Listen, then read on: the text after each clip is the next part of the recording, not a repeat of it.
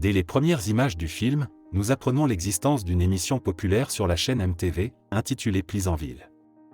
On y parle de valeurs spirituelles importantes, d'une alimentation correcte et, en général, la série dépeint une vie idéale et sans soucis. L'action se déroule en 1980, où nous rencontrons David Wagner, un jeune homme renfermé et peu sûr de lui. Le personnage étudie à l'école et écoute les histoires peu réjouissantes des professeurs sur le chaos qui règne autour d'eux. À la maison, David revoit une fois de plus son émission préférée, Pleasantville. Le jeune homme connaît même les répliques par cœur, ce qui nous fait comprendre que cette émission est son moyen principal et favori d'éviter le monde réel. Le lendemain, à la cafétéria, David discute avec son copain et ils se posent mutuellement des questions sur Pleasantville. Il s'avère que le héros se prépare pour un quiz qui passera à la télévision le lendemain. Pendant ce temps, nous rencontrons Jennifer, la sœur de David. La jeune fille aborde un bel homme du quartier et lui propose de venir lui rendre visite, car sa mère est absente ce soir. Le soir, une dispute éclate entre le frère et la sœur, car Jennifer veut allumer un concert pour le regarder avec son invité, tandis que David veut son téléthon préféré sur Pleasantville. À la suite de cet affrontement, la télécommande se brise. Jennifer entend la sonnette de la porte et se dépêche d'aller l'ouvrir pour rejoindre son ami qui vient d'arriver. Mais sur le seuil, la jeune fille rencontre un homme qui répare des téléviseurs. David dit aux réparateurs qu'ils sont pressés parce que le marathon de Pleasantville est sur le point de commencer. Entendant cela, le réparateur lui dit qu'il s'agit de son émission préférée et décide d'offrir au héros une étrange télécommande dotée de nouvelles fonctions. Lorsque l'homme s'en va, le frère et la sœur recommencent à se disputer la télécommande. Jennifer appuie accidentellement sur un bouton étrange et l'incroyable se produit, les héros se retrouvent à Pleasantville. David et sa sœur, effrayés, sont accueillis par le personnage principal de l'émission, George Parker, qui les appelle ses enfants. Un réparateur qui apparaît à l'écran leur dit qu'il est très heureux d'avoir enfin trouvé de nouveaux héros. Cependant, lorsque l'homme apprend que frère et sœur veulent rentrer, il perd son sang-froid et leur dit qu'il leur laissera quelques semaines pour s'habituer à la vie à Pleasantville. David se rend compte qu'ils ont pris la place de Bud et Mary Sue. Leur nouvelle mère, Betty Parker, emmène les enfants prendre le petit déjeuner, et Jennifer est horrifiée par la variété de la nourriture. En chemin, la jeune fille se dispute avec David parce qu'elle veut revenir à la réalité. Le dialogue des personnages est interrompu par l'apparition de pompiers qui sauvent un chat d'un arbre. Jennifer est toujours triste d'avoir perdu son rendez-vous, mais soudain un bel inconnu apparaît et lui parle avec intérêt. David révèle qu'il est Skip Martin, capitaine de l'équipe de basket-ball, et qu'il est amoureux de Mary Sue. Cette nouvelle remonte le moral de sœur. En cours de géographie, le professeur parle du tracé des rues et rit lorsque Jennifer demande ce qui se trouve à l'extérieur de la ville. Pendant ce temps, David assiste à un match de basket et remarque que tous les ballons vont directement dans le panier. Skip s'approche du héros et lui demande s'il peut inviter sa sœur à sortir avec lui. David dit avec anxiété que la fille n'est pas dans son assiette ces derniers temps et, par frustration, Martin ne frappe pas le ballon dans le panier de basket. Après la leçon, le héros communique avec Jennifer et lui demande de sortir avec un joueur de basketball. La jeune fille dit que cet endroit est très étrange, parce que toutes les pages des livres sont vierges, et que les pompiers ne font ce qu'ils font que pour sauver des chats, parce qu'il ne peut pas y avoir d'incendie dans cet endroit. David demande à sa sœur de ne pas rompre l'intrigue de la série afin de se rendre dans la réalité le plus rapidement possible, et la jeune fille accepte un rendez-vous. Le héros lui-même se dépêche d'aller travailler dans un café. Il y apprend que les habitants sont soumis à un ordre d'action précis, car s'il n'étale pas les serviettes, le cuisinier ne fera que frotter le comptoir et ne pourra pas commencer à cuisiner. Le soir, Jennifer et Skip viennent au café. En discutant avec le basketteur, la jeune fille se rend compte qu'il est étrangement modeste et qu'il ne comprend pas ses allusions, bien qu'il montre de l'intérêt pour les jeux nocturnes. Jennifer décide de prendre l'initiative et d'emmener le jeune homme dans le coin des amoureux, où elle se montre encore plus insistante. Pendant ce temps, David rentre chez lui et discute avec George, et le soutien et l'implication de son père fictif le touchent profondément. Après le dîner, on frappe à la porte, et derrière, le héros aperçoit son patron, qui lui dit qu'il a pu fermer le café lui-même. Après un rendez-vous orageux, Jennifer rentre chez elle et remercie Skip pour le bon temps passé. De retour chez lui, le basketteur voit soudain une rose rouge dans le jardin noir et blanc. Le lendemain, David se rend compte qu'à cause de l'acte de sa sœur, le monde parfait de Pleasantville commence à s'effondrer, car les ballons n'atteignent pas le panier de basket, les gens communiquent d'une manière plus moderne, des objets colorés apparaissent et les couples commencent à apprendre de nouvelles façons de communiquer. Le propriétaire du café fait part de ses inquiétudes au héros, car il ne veut pas faire la même chose sans plaisir, et la seule chose qui le rend heureux, c'est de faire des dessins pour Noël. David conseille à l'homme d'oublier tout cela, car il tient à ce que Pleasantville reste la même. Pendant ce temps, Jennifer raconte à Betty ce que les amoureux ont commencé à faire la nuit. La femme dit que George ne ferait jamais une telle chose, puis la fille explique à sa mère comment s'amuser seule.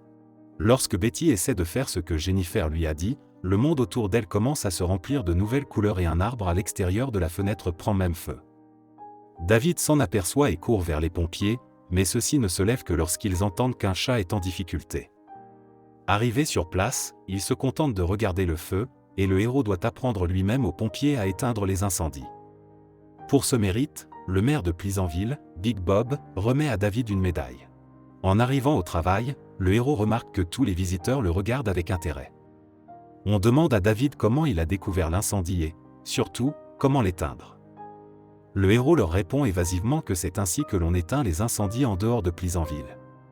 En outre, Jennifer lui dit que le texte des livres commence à apparaître dans les livres et qu'il ne vaut la peine que d'en raconter l'essence. David commence à aimer les feux de la rampe et la possibilité d'influencer le monde. Les jeunes ont envie de lire des livres, et les histoires étonnantes permettent aux gens de s'épanouir et de cesser d'être blancs ou noirs. Le maire et ses serviteurs observent la situation avec méfiance et mécontentement. Big Bob décide d'agir et se rend chez George.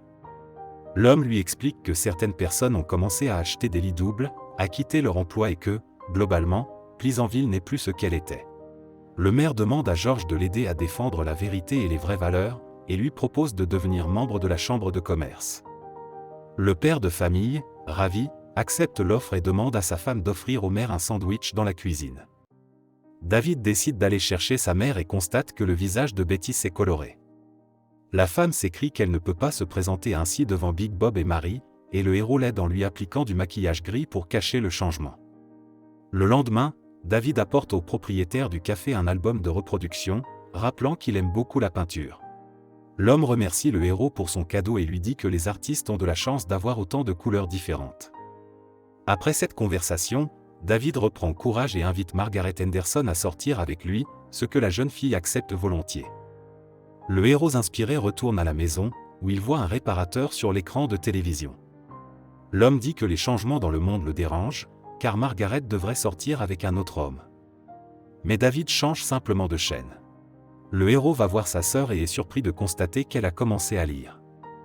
La jeune fille demande pourquoi elle n'est pas encore devenue colorée, puisqu'elle a souvent joué à des jeux nocturnes avec Skip. En réponse, David dit que l'essence de l'apparition de la couleur n'est peut-être pas dans l'intimité, et il a ensuite un rendez-vous avec Margaret. Pendant le trajet en voiture, les âmes des personnages sont remplies d'amour, et les pétales de cerisier qui volent sont instantanément colorés d'un rose délicat. Arrivé au coin de l'amour, David remarque qu'il est tout imprégné de couleurs vives. Pendant ce temps, Betty se rend secrètement chez le propriétaire du café et constate qu'il est complètement plongé dans l'art et la création de tableaux. L'homme est sincèrement heureux de la voir, et ils regardent ensemble des reproductions dans un album. Soudain, Betty pleure et essuie son maquillage avec un gant, ce qui donne l'impression que son visage est plein de couleurs. L'homme rattrape la femme qui tente de s'échapper et essuie le reste du maquillage gris en lui disant qu'elle n'a pas besoin de cacher sa beauté. Le soir, Jennifer passe du temps à lire et met même des lunettes pour mieux voir. Skip jette un caillou à travers sa fenêtre et lui propose un rendez-vous, mais la jeune fille refuse.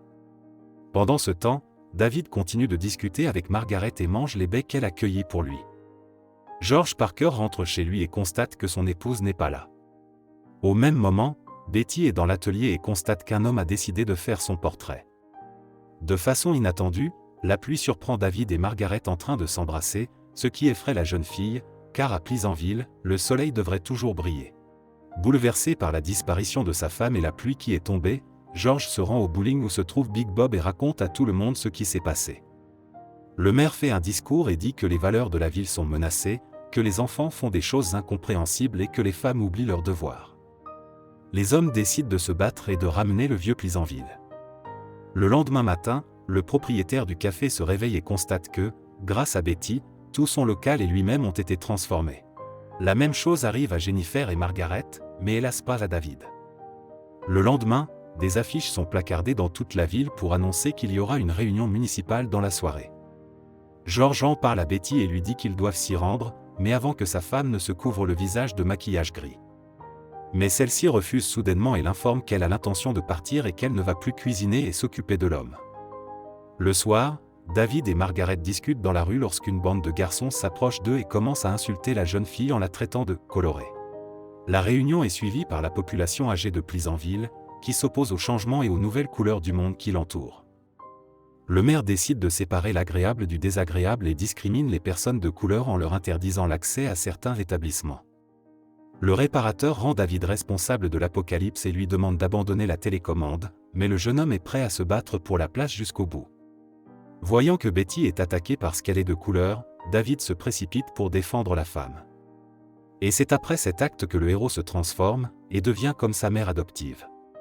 Entre-temps, le café, dont la vitrine affichait le portrait de Betty, est attaqué par des conservateurs et tout ce qui s'y trouve est détruit. Les radicaux ne parviennent pas à se calmer et brûlent les livres.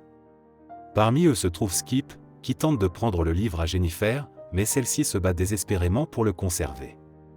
Les gens de couleur se réunissent dans un café et décident de s'unir, tandis que le maire invente un nouveau code de conduite pour les citoyens de Pleasantville. Dans ce code, Big Bob interdit le vandalisme, mais ferme le coin des amoureux, la bibliothèque, et nomme les couleurs autorisées, noir, blanc et gris. David et le propriétaire du café font une incursion et peignent sur le mur un grand tableau lumineux représentant toutes les horreurs auxquelles les conservateurs soumettent les personnes de couleur et leur soif de changement. Leur œuvre provoque un tollé et les personnages se retrouvent derrière les barreaux. George vient voir David et lui demande pourquoi Betty l'a quitté. Le héros lui répond que les gens changent et que c'est normal. Lors du procès, le maire accuse les artistes, mais David décide de prouver que les couleurs ne sont pas une maladie, mais une manifestation de sentiments.